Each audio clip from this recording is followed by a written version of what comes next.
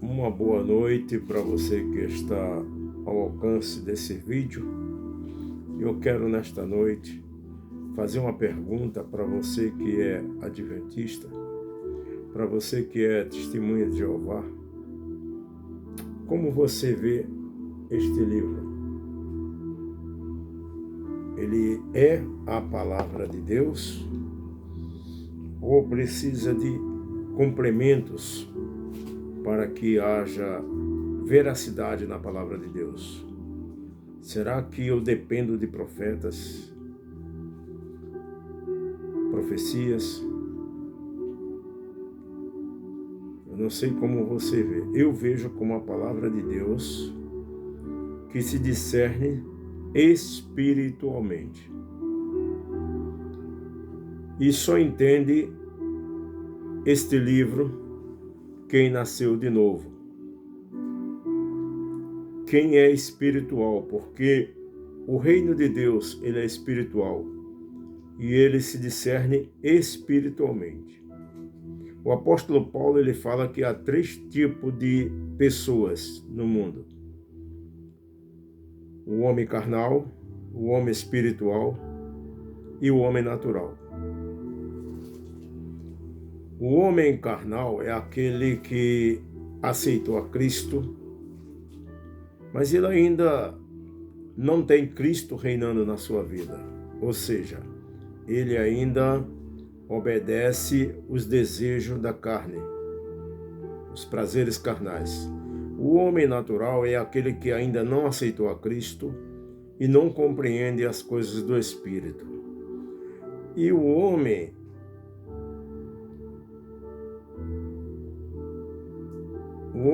espiritual, ele compreende as coisas do Espírito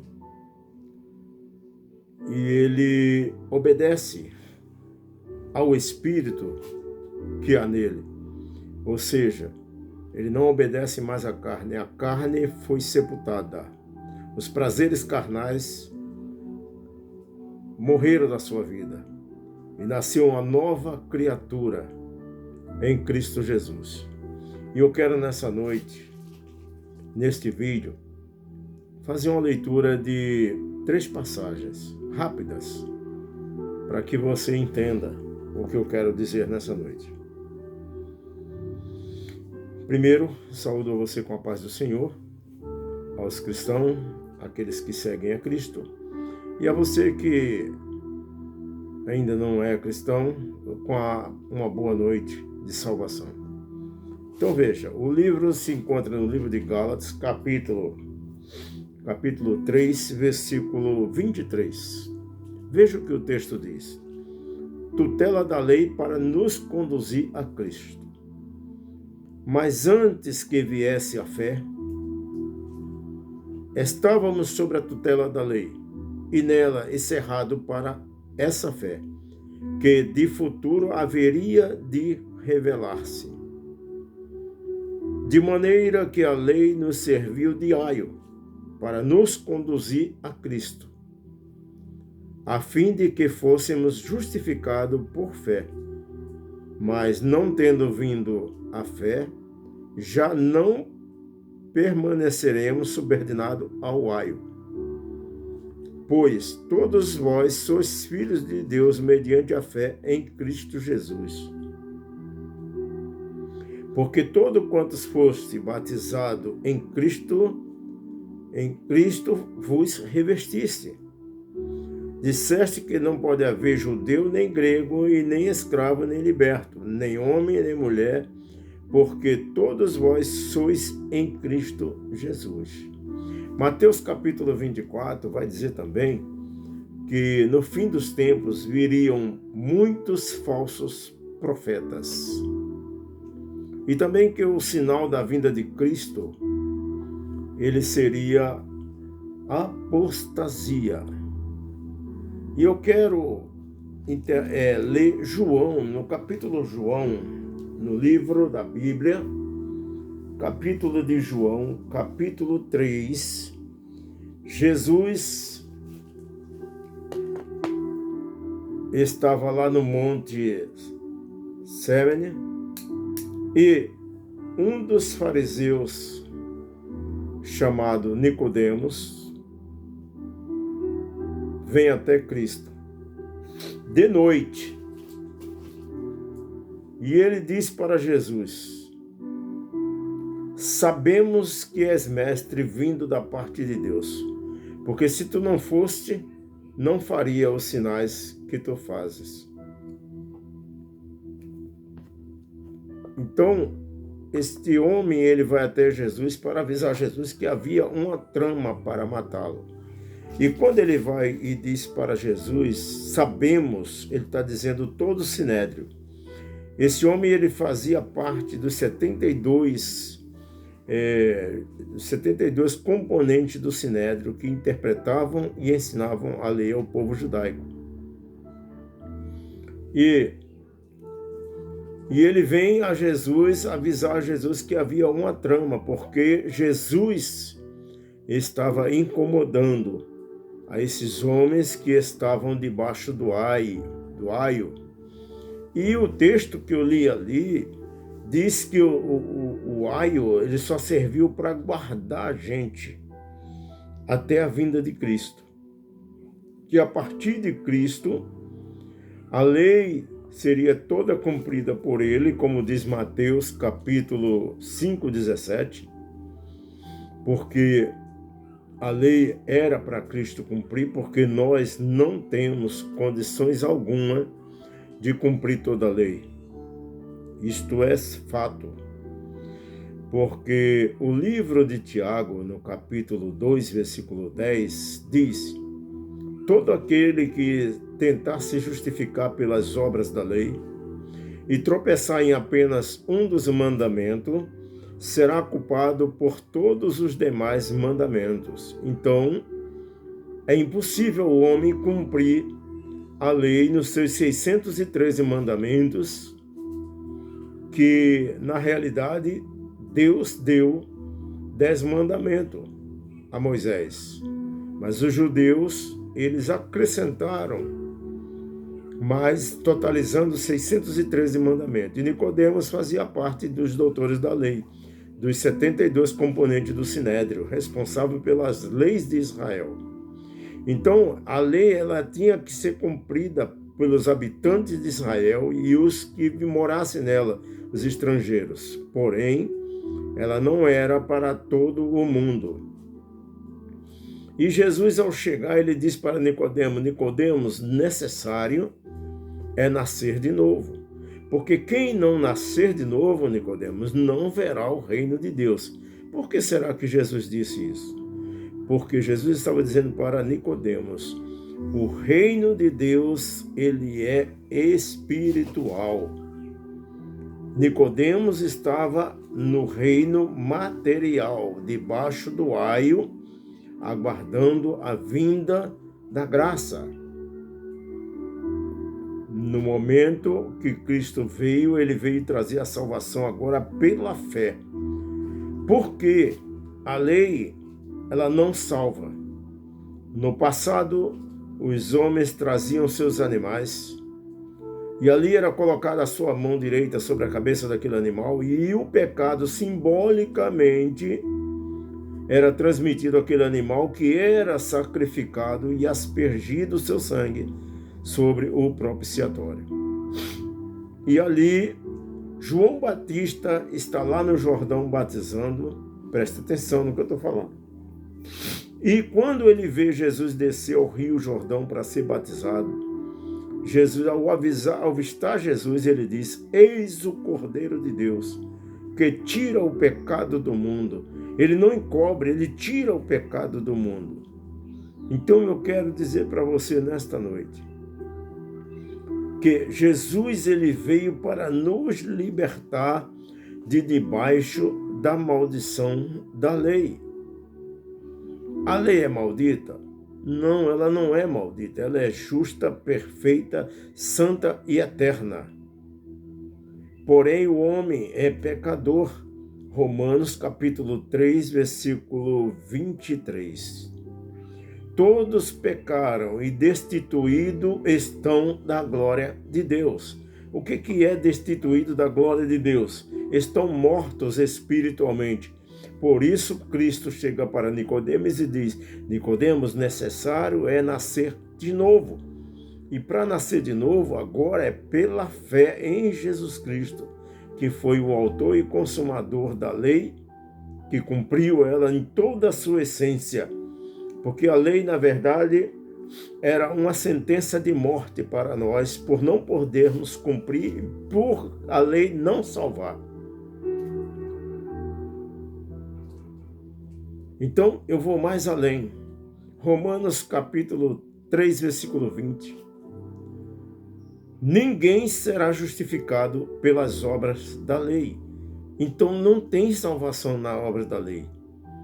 E se eu insistir ainda na salvação pelas obras da lei, que já não salvava, eu quero dizer para você que o apóstolo Paulo, ele que era um cumpridor zeloso pela lei, um homem sábio na lei, e perseguia os cristãos que estavam na graça após a vinda de Jesus, ele fica sabendo que os cristãos estão adorando a Cristo lá em Damasco, e ele pede carta aos sacerdotes e vai ao encontro deles para prendê-los e açoitá-los. Mas só que no meio do caminho, Jesus aparece para ele nas nuvens, e por isso ele também se intitulou apóstolo, por essa visão que ele teve. E ele diz para ele: Saulo, Saulo, por que tu me persegues? Querido, é questão de você abrir a tua mente. Por que tu me persegues? Ele não falou por que tu persegue os cristãos. Porque quem persegue os cristãos está perseguindo a Cristo. Porque nós somos o corpo de Cristo. Nós somos a igreja de Cristo na terra. O mesmo apóstolo, ele diz em 1 Coríntios 6,19, não sabeis vós que o vosso corpo é o templo do Espírito Santo? Quer dizer, o Espírito Santo ele não habita na IASD, ele não habita na Assembleia de Deus, ele não habita na Batista, ele habita no homem, aquele que confessa Jesus Cristo como seu único e suficiente Salvador. Então, esse mesmo apóstolo Paulo que teve um encontro com Cristo no meio do caminho, e que o cristianismo, o primeiro nome, ele era chamado de a seita do caminho. Por quê? Por causa de Cristo, que é o caminho. Então, se você, querido, ainda mesmo assim insistir em cumprir a lei para se salvar, eu lamento dizer a você, porque esse mesmo apóstolo, que era um estudante da lei, zeloso pela lei, ele deixou escrito em Gálatas capítulo 5, versículo 4, que aquele que tentar se justificar pelas obras da lei, caído está da graça. A graça é o momento de salvação, é a nova e eterna aliança agora no sangue de Cristo. Você está caído da graça e separado de Cristo. Eu pergunto a você com carinho, não estou aqui para zombar de você. Eu estou aqui para te despertar para a verdade, porque pela lei você vai morrer e vai ser condenado. Porque você não cumprirá a sua lei na sua essência. Então vamos lá. Aquele que insistir em cumprir a lei para se salvar, eu creio na minha visão, ele está rejeitando o sacrifício de Cristo na cruz. Porque a lei era uma sentença de condenação para nós, pecador, e Cristo a cravou na cruz. E ele disse: está consumado, está pago. Cristo pagou por mim e por você. Nós somos agora propriedade exclusiva de Cristo. E esse véu da separação da lei, ele foi rasgado do alto a baixo para mostrar que a previdência, o nosso socorro veio do alto. Então, agora nós temos livre acesso a Deus, ou seja, nós temos novamente comunhão com Deus através do seu Filho Jesus Cristo. E vou mais. Aqueles que estão debaixo das obras da lei estão debaixo de maldição. Quem está falando isso era um guardião da lei, Saulo. Gálatas capítulo 3, versículo 10. Se você insistisse em permanecer debaixo da lei de onde Cristo te resgatou, você está debaixo de maldição. A lei não é maldita. Uma pessoa, para cumprir a lei, ele tinha que ter as mesmas características da lei. Ele tem que ser santo, justo e perfeito.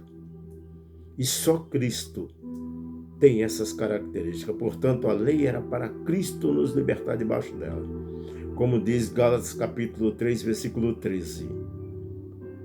E Cristo nos resgatou de debaixo da maldição da lei. A lei ela não era maldita. E nem é maldita, porque foi Deus que a constituiu. Mas maldito era todo aquele que não a cumprisse na sua essência. É porque todo aquele que tropeçasse seria considerado maldito e pendurado no madeiro. Por isso Cristo se fez maldição em nosso lugar, mesmo não conhecendo o pecado. E ele fez questão de se sacrificar. E quem matou Cristo? Você vai dizer, foi os meus pecados, foi os romanos. Não, foi o próprio Deus. Em Isaías, no capítulo 6, 53, Deus diz que se agradou moer seu filho até enfermar. Porque quando Deus olha para o seu filho, levando a sua culpa, nossos pecados sobre ele, Deus, por ser santo, ele não podia olhar para o seu filho, ele vira as costas. Por isso Jesus na cruz, antes de morrer, ele diz: Pai, por que me abandonaste? Porque Deus não podia olhar para o seu filho. Olha quanto é grave o pecado no homem diante de Deus que é santo. Ao ponto dele virar as costas para não ver o seu filho. Quantos pecados cometeu Adão e Eva no jardim? Apenas um, e foram expulsos para o resto da vida. E morreram espiritualmente. Agora eu pergunto, senhores adventistas, como vocês irão ser salvos se a Bíblia está dizendo que não tem nenhuma chance fora da fé em Cristo Jesus? Me diga, como poderão ser salvos se o próprio Jesus, em João 14,6, ele declara: E disse Jesus, eu sou o caminho, não é a lei. Eu sou a verdade, não é a lei. E eu sou a vida. Ninguém vem ao Pai. Ele não disse vai ao Pai. Vem ao Pai. Por quê? Porque Ele mesmo é o Pai. A Trindade é uma invenção da igreja de vocês. Porque a Trindade, ela só é as três pessoas distintas, que é uma pessoa só que agiu em três fases de sua vida. Primeiro, como Deus, salvando os israelitas. Segundo, Jesus morrendo pela humanidade. Terceiro, ele disse, eu vou para o Pai, porque se eu não for, o Consolador não virá. Por que ele não virá? Porque ele, Cristo, é uma pessoa só. E sabe aonde ele está? Ele é o autor da lei. Sabe onde ele está habitando hoje? Em nós. O que é mais fácil? Eu cumprir a lei com a força do meu braço? Ou eu, pelo poder do Espírito Santo, a lei viva, o autor da lei morando dentro de mim, me dizendo que não faça isso porque é pecado, me santificando, me preparando para estar com Deus. É a comunhão.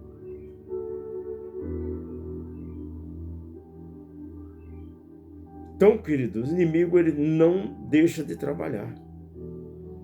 Ele vai te conduzir para debaixo da lei porque ele sabe que você não será salvo.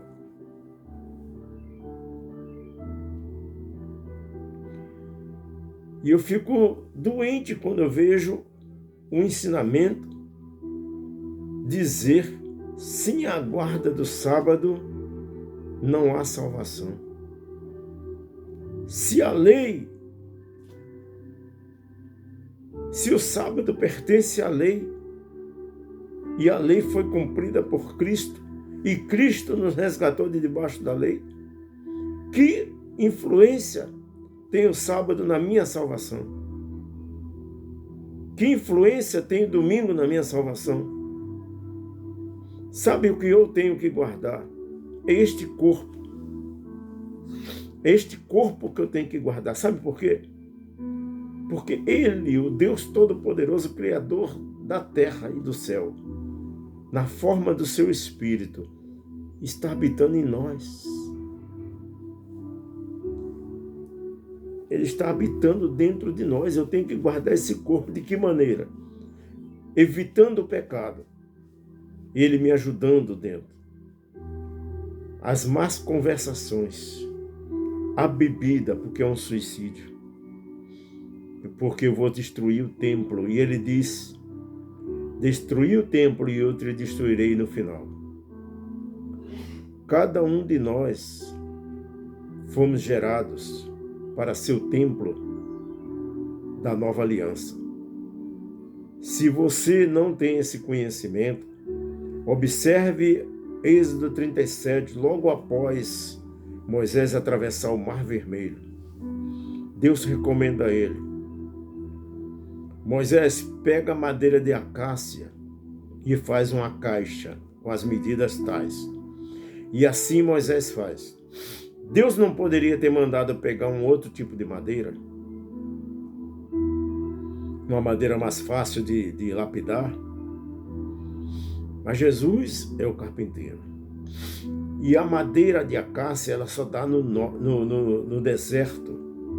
E ela é muito ruim de trabalhar porque é dura e cheia de imperfeições, de nó. Mas foi essa a madeira que ele mandou Moisés fazer. Por quê? Porque essa madeira, ela representa a minha e a sua natureza difícil, pecaminosa. Mas depois ele diz, olha, forra ela por dentro e por fora de ouro.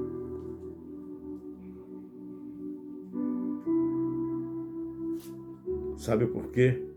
Porque ele iria, essa madeira de acácia representa a nossa natureza. E a Arca da Aliança representava nós hoje na graça. Ele estava preparando a sua igreja. Por quê?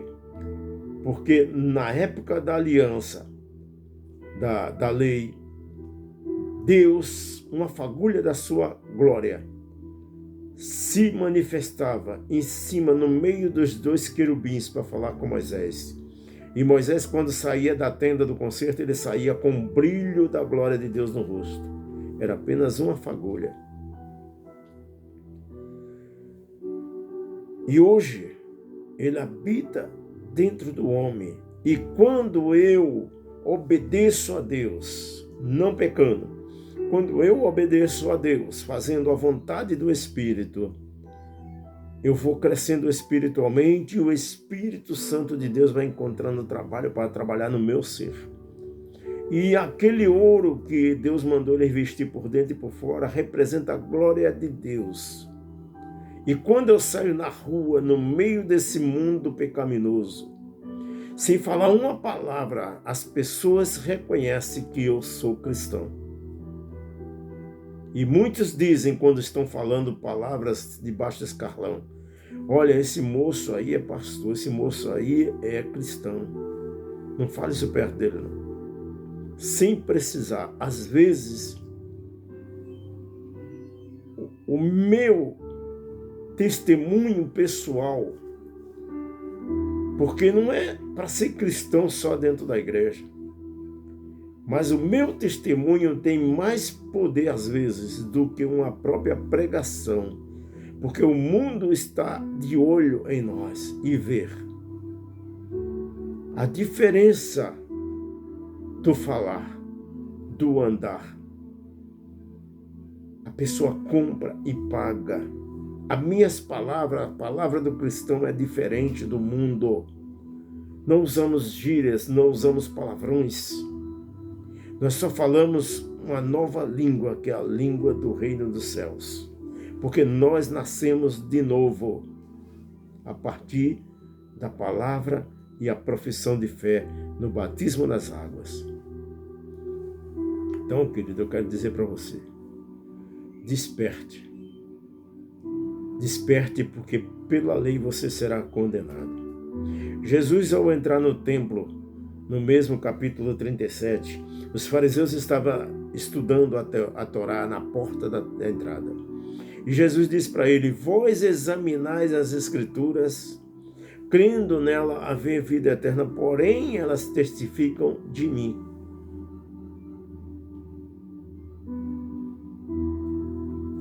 Ou seja, elas apontam, a Torá apontava para a vinda do Filho de Deus resgatar a humanidade. A obra de Deus em Mateus, capítulo 5, versículo 17, foi tão perfeita e completa, de que o apóstolo Pedro deixou escrito em 1 de Pedro, capítulo 3, versículo 19, que Cristo só não morreu para salvar a humanidade que estava sobre a terra viva, mas também aqueles desde a época de Noé até Nicodemos. Porque na lei não havia salvação. Então o apóstolo Pedro diz que enquanto o corpo de Jesus estava na cruz morto, Jesus filho de Maria, o homem, porque Jesus quando veio ele era 100% homem e 100% Deus. E eu dou duas provas para você de que isso é verdade. A primeira é quando em Lucas 15, quando ele diz: passemos para outra margem. Jesus estava dormindo no barco e sobreveio uma tempestade enorme. E ele se levanta, os apóstolos acordam ele. E ele repreende o mar e o vento. E tudo fica uma bonança. E aqueles homens ficam espantados. Quem é esse homem que até o mar e os ventos lhe obedecem? E a segunda vez é quando ele está com os apóstolos e um deles disse: quando tu vai nos mostrar o Pai? E ele diz: eu estou tanto tempo no meio de vós e vós não me conheceis. Quem me conhece, conhece meu Pai. Eu e o Pai somos um só. E a terceira vez é quando Jesus pega seus apóstolos e sobe ao monte da transfiguração. E ali ele se transfigura no Deus eterno.